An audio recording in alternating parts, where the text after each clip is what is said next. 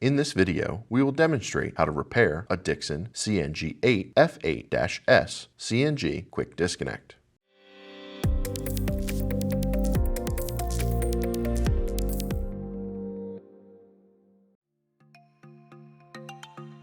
To remove and replace the plug valve assembly, use a vise, snap ring pliers, and a pick-awl. Clamp the threaded end of the plug body upright in the vise, ensuring the hex surface is protected from damage.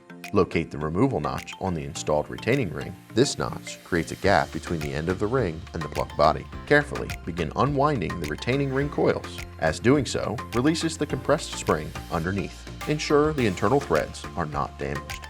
Remove and discard the used components. Take note of the order of removal and stage the new parts to match. Insert the new valve assembly into the plug body with the seal end first. Using the snap ring pliers, slightly compress the retaining ring inward and position it over the valve guide. While pressing down on the valve guide to expose the internal groove, insert the ring into the groove. This will compress the spring under load. Release the clip and wind the remaining portion of the ring into the groove.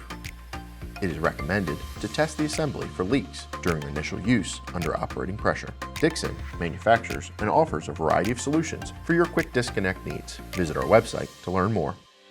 If you have any questions, comments, or concerns, please contact us at dixonvalve.com. Be sure to like this video and don't forget to subscribe to our YouTube channel.